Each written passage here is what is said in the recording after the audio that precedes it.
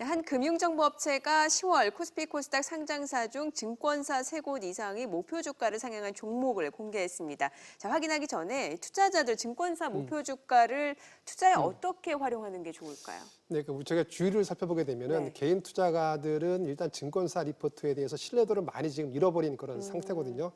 근데 보통 저희가 말하는 애널리스트들이 자기들의 전문성하고 그다음에 정보 종합률을 갖다 포함해가지고 리포트를 쓰기 때문에 일반적으로 개인 투자자 같은 경우는 일단 전문성이 부족하고 네. 그다음에 투자를 회사에 대해서 그 접근할 방법이 모자라기 때문에 제가 봤을 때는 애널리스트의 그 증권사 리포트를 갖다가 투자할 때 참고할 필요가 있는데요. 보통 애널리스트 내는 그 증권사 리포트에는 일반 투자가들이 접할 수 없는 해당 기업이라든지 아니면 해당 산업에 대한 여러 가지 그 유익한 정보가 있기 때문에 이것을 투자할 때 잘 파악할 필요가 있고요. 하지만 그 증권사 리포트는 보통 기업에 대해서 보통 긍정적인 리포트를 많이 쓰기 그렇죠. 때문에 이걸 제가 봤을 때는 좀 그 기억을 하면서 투자할 필요가 있고요. 그다음에 그 재밌는 것은 뭐냐면은 이 증권사 리포트가 나왔을 때 이 증권사 리포트가 어떤 의도로 나왔는지 보는 게 먼저 중요한데 네. 이게 왜 그러냐면은 기업의 뭐 내용이 변화해서 목표 주가를 올렸으면 상당히 괜찮은데 그게 아니라 일단 주가가 올라가기 때문에 애널리스트가 마지못해서 목표 주가를 올렸다. 이런 건 제가 봤을 때 좀 투자를 좀 유의할 필요가 있고요. 네. 한 가지 재미있는 점은 최근에 나온 그 자료에 의하면은 그 증권사 2군데 이상의 종목을 추천한 그 회사들은 주가가 상승 확률이 80% 이른다는 말이 있기 때문에 예. 제가 봤을 때는 여러 증권사에서 동시에 그 목표 주가를 올린 종목에 대해서는 그 개인 투자가들이 한번 투자를 해볼 만한 가치가 있지 않을까 이렇게 생각을 하고 있습니다. 네. 자, 그렇다면 다수의 증권사가 목표 주가를 상향한 종목들을 보면서 이야기를 이어가 보도록 하죠. 자, 지금 보시게 되면 순위에 오른 대부분의 종목이 반도체 관련 소재, 장비, 부품주입니다. 이른바 소부장 관련주라고 하죠. 저희가 지난 시간에도 소부장 관련주에 대해서 이야기를 나눠봤는데 최근에 뭐 소부장 전성시대다라는 말이 나올 정도로 관련주에 대해서 투자자들의 관심도 많고 기대감도 상당한 것 같아요. 예, 그렇습니다. 이 소부장 관련주들은요, 하필이면 또 소부장이 됐는지 모르겠지만 일단 반도체 대규모 투자 확대에 대한 기대감을 갖게 하는 거죠. 그래서 OLED 쪽을 제가 IT 부품 쪽에서도 특히 여러분들에게 많이 말씀드렸어요. 특히 지금 리스트에 있는 종목 중에서 보면 원익 IPS 같은 종목들을 비롯해서 덕산네오릭스 이런 종목들 많이 말씀드렸거든요. 예, 그다음에 또 하나는 일본 소재 규제로 인해서 떴던 소재 관련 규제들이 있겠고요. 또 하나는 5G 확대로 인한 장비 관련주들이 있겠어요. 근데 여러분들 여기서 조금 조심해 줘야 되는 게 5G 관련주들 있죠. 네. 대장주가 KMW거든요. 이제 그 종목이 지난번에 제가 쌍봉 고점을 찍었다라고 얘기를 했는데 쌍봉 고점을 찍고 떨어지는 게 눈에 보입니다. 네. 그런 종목들은 좀 조심해 주시고 그다음에 그 외에도 5G 관련들이 지금 단기적으로 급등한 것 때문에 지금 떨어지는 거거든요. 내용은 좋아요. 5G에 대한 내용은. 그래서 조정 좀 받고 다시 갈 거로 예상이 되고요. 그래서 소부장 관련주들 중에 특히나 OLED 쪽에 대한 개념들은 계속적으로 앞으로도 갈 수 있는 흐름들이라고 보시면 되겠어요. 네, 많은 증권사가 목표 주가를 상향하면서 이제 계속해서 상승 기대감을 키우는 소부장 관련주입니다. 과연 지금 투자해도 될지 두 분의 의견을 확인해 보도록 하죠.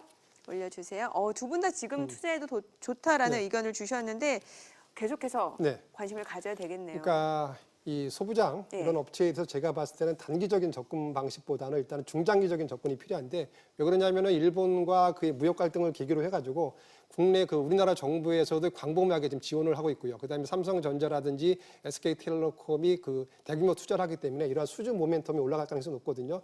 예를 들면은 우리나라 정부 같은 경우는 그 일본의 수출 규제를 갖다 계기로 해가지고 네. 한국의 그 산업 체제를 갖다가 바꾸려는 그런 노력을 하고 있고요.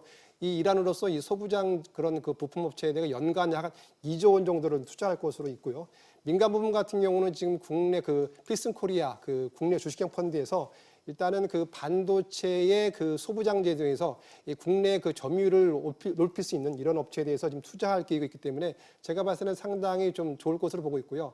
이 삼성전자 같은 경우는 올해 초에 그 시스템 반도체에서도 글로벌 1등을 차지하기 위해서 향후 10년 동안 약 133조 원을 투자할 것으로 발표했고요. SK 하이닉스 같은 경우도 차세대 메모리 반도체에 집중하기 위해서 향후 10년 동안 약 20조 원을 투자하기로 했거든요. 따라서 이들 투자의 그 수혜를 받을 업종이라든지 아까 말씀드린 대로 정부의 그 지원을 받을 업체에 대해서는 일단 단기적인 시각이 아니라 중장기적인 시각을 가지고 접근하는 것이 좋지 않을까 이렇게 보고 있습니다. 네, 뭐 김영우 대표님은 그동안 관련주 매매로 높은 수익률을 이미 보여주셨는데 앞으로도 투자 매력이 여전히 유효하다라고 보시나 봐요. 예, 그렇습니다. 뭐 필살기에서 덕산 레오릭스 여러분들에게 말씀을 드렸듯이 네. 그래서 뭐 한 50%까지는 올라왔어요. 그런데도 더 추가적인 여력이 있냐? 네, 있습니다. 왜냐?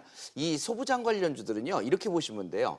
앞에서 끌고 뒤에서 밀고 앞에서 끈다는 얘기는 실적을 얘기하는 겁니다. 네. 실적이 계속적으로 좋아질 수 있는 부분들이기 때문에 가능하고 아직 많이 안 올라왔어요. 예를 들면 아까 우리 바이오주 얘기할 때 너무 단기에 급등하면 부담스럽다고 했잖아요. 맞아요. 이 IT 부품주들은 바이오주들하고 틀리게 천천히 올라갑니다. 그러니까 냄비는 아니라는 얘기죠. 네. 그러면서 꾸준히 올라가는 그런 스테이지고 아직까지는 좀 덜 올라가는 시점이고 종목별로 보면은 지난번 고점들을 갖다가 돌파할 수 있는 자리들이 얼마간 남아 있어요. 네. 그렇기 때문에 항상 말씀드린 게 IT 부품주들은 조정 들어오는 걸 잘 봐라. 그 조정 들어오는 시점이 매수 시점이다. 그래서 제가 리스트 중에서 몇몇 종목들을 뽑아서 지금 보여드리는 건 네. STI라든가 아모텍이라든가 테스, 그다음에 힘스, SFA 이런 종목들은 계속적으로 여러분들이 관심을 가져도 좋습니다. 특히나 SFA 같은 종목들은 좀 늦게는 발동이 걸리지만 지금 패턴을 보면은 분명히 주봉상의 고점을 돌파하고 넘어갈 수 있는 자리에 있기 때문에 이런 종목들도 꼼꼼히 한번 짚어서 보실 필요가 있다. 그래서 대세 상승 추세를 연장해 갖고 간다. 이런 쪽으로 보시면 되겠습니다. 네. 뭐 사실 그동안 방송을 통해서도 그렇고 파이브스타 톡방에서도 이제 남은 하반기에 뭐 바이오주, IT 부품주 두 섹터 가지고 좀 유연하게 투자해야 된다라고 여러 차례 강조를 해주셨는데 그러면은 어떻게 매매하는 게 수익에 도움이 될지 좀 알려주세요. 예. 지난번에도 계속 말씀드린 게 뭐냐면 항상 가는 놈과 못 가는 놈이 있어요. 네. 그러니까 망아지가 있으면 달리는 적토마가 있듯이 이렇게 다릅니다. 네. 그런데 나는 망아지 타고서 세워라, 내워라, 낙이 타고 그러고 있으면 안 되겠죠. 그러니까 제일 중요한 것은 주도주들의 리스트를 확보하는 겁니다. 네. 이놈이 바이오에서 제일 좋은 놈인지, 이놈이 그 IT 부품에서 제일 좋은 놈인지 이런 것들을 골라낼 수 있는 해안이 필요하고요. 그래서 제가 그 리스트를 지금 확보해서 여기다가 쭉 적어놨으니까 네. 그 내용들을 한번 확보해 보시고요. 그 바이오주들 중에서도요.